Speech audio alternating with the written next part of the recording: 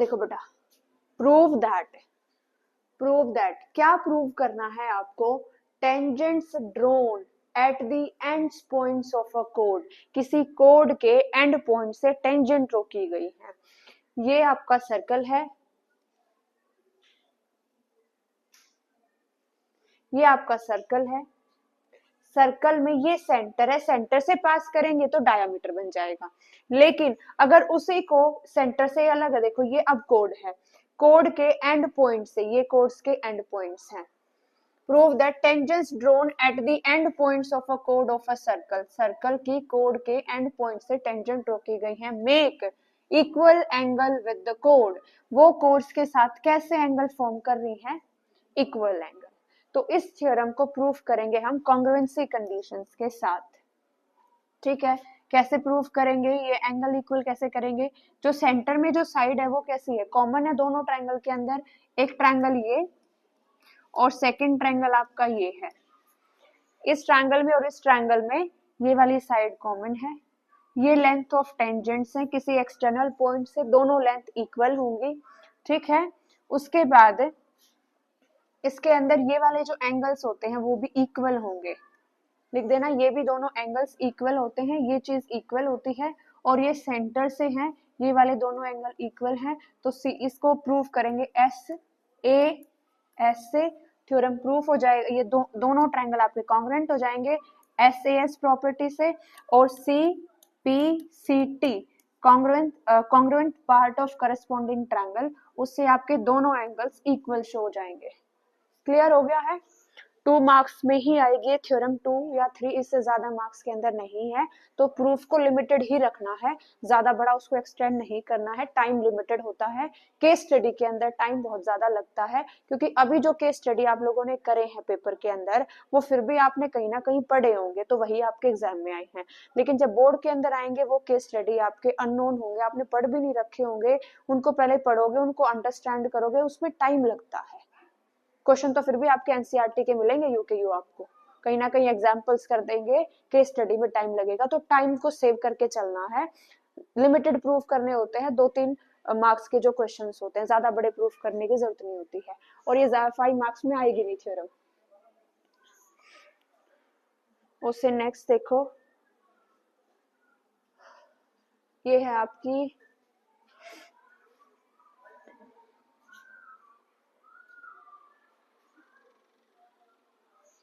Next theorem, prove that, क्या prove करना है? सेंटर ऑफ अ सर्कल, किसी सर्कल का सेंटर, आगे देखो, touching to intersecting lines lie on the angle bisector of the lines। ये देखो, प्रूव दैट जो सेंटर है सर्कल का, जो सर्कल का सेंटर है वो किसके ऊपर लाई कर रहा है? Angle bisector of 2 lines. इस तरीके देखिए, ये सर्कल है, ये दो हमारी टेंजेंट्स हैं, सेंटर जो है इन लाइंस, जो इंटरसेक्टिंग लाइंस हैं, इनके यहाँ पर ये एंगल बाइसेक्टर ये है, ये वाला है एंगल बाइसेक्टर, और सेंटर इस पे लाई कर रहा है एंगल बाइसेक्टर, यानी कि आपको इसको एंगल बाइसेक्टर शो कर रहा है, ये एंगल और ये एंगल आपको इक्वल शो करने हैं। क्लियर हो गया सबको? ठीक है, शगुन बहुत ज्यादा हो गया बेटा, ठीक है, बहुत ज्यादा हो रहा है, हो गया क्लियर? उसके अंदर देखो, ये दोनों इस तरीके से ज्वाइन कर रखे हैं, हमें पता है रेडियस टेंजेंट के क्या होती है? परपेंडिकुलर। रेडियस टेंजेंट के क्या होती है? परपेंडिकुलर। ये दोनों क्या है? रेडियस। ये आपकी कॉमन हो जाएगी, तो आपकी कौन सी प्रॉपर्टी लग जाएगी यहाँ से? RHS। और सीपीसीटी से दोनों एंगल्स को क्या कर दोगे? इक्वल। तो बोल दोगे जो सेंटर है वो इस एंगल बाइसेक्टर के ऊपर लाई कर रहा है। क्लियर हो गया? ये लाइन एंगल बाइसेक्टर और सेंटर इसका पार्ट है। आ गया समझ में? ये वो क्वेश्चंस हैं जो पेपर में डल जाते हैं और पेपर को टफ बना देते हैं। ये 2-3 क्वेश्चन ही ऐसे होते हैं टफ होके, क्योंकि यूकेयू अगर एनसीईआरटी की कॉपी पेस्ट हो गया तो टफ लगेगा ही नहीं, थोड़ा सा चेंज कर दिया पेपर टफ हो जाता है। ये वही 2-3 क्वेश्चंस हैं जो पेपर को टफ कर देते हैं।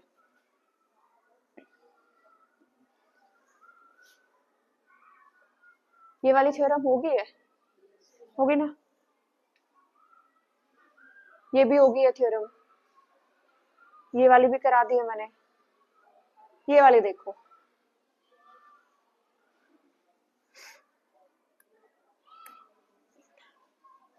प्रूव दैट, क्या प्रूव करना है, tangent drawn at the mid points of an arc. देखो कोई आर्क है, ये वाली आर्क है, ये आर्क है, इस आर्क का ये मिड पॉइंट है, ठीक है, mid point of an arc of a circle, किसी सर्कल की, tangent is drawn at the mid point, यहाँ टेंजेंट ड्रॉ की गई है इसके मिड पॉइंट के ऊपर, वो क्या है, पैरेलल है टू द कोड joining the end points of a circle. जो ये है ना, ये जो आर्क है, इसके जो एंड पॉइंट है यहाँ से कोड ड्रॉ की गई है, और वो जो कोड है और जो ये टेंजेंट है, ये दोनों पैरेलल आपको शो करनी है, ठीक है।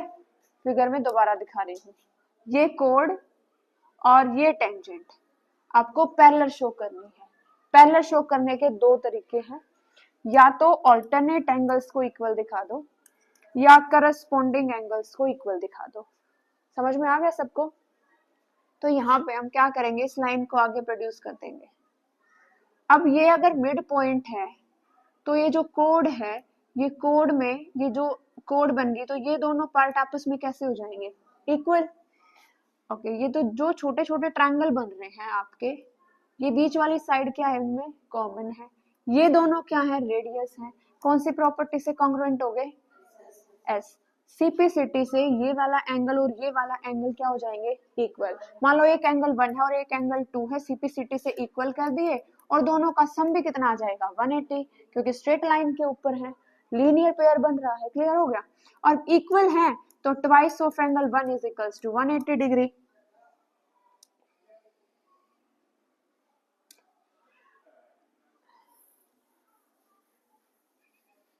सो twice of angle 1 is equals to 180 degree.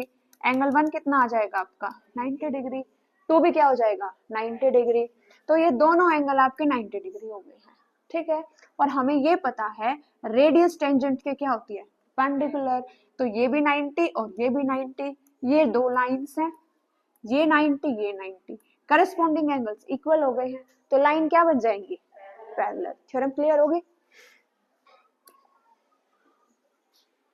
यही आपकी थ्योरम थी। ये लास्ट वाला पॉइंट और देखो एक बार,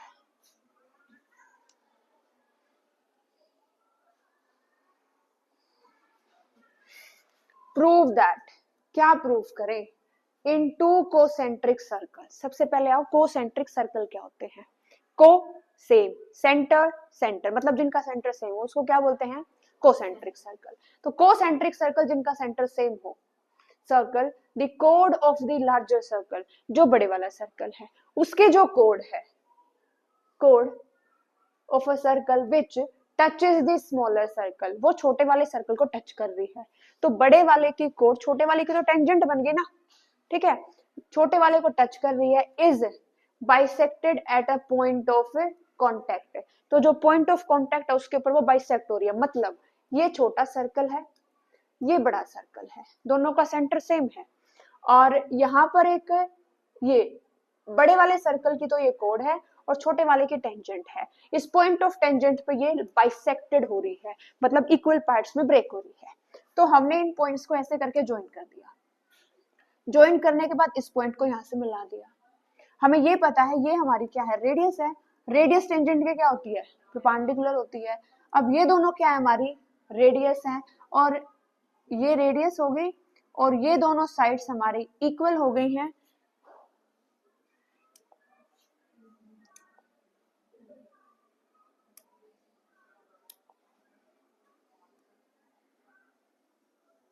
ब्लैक पेन में दिक्कत तो नहीं आ रही देखने में?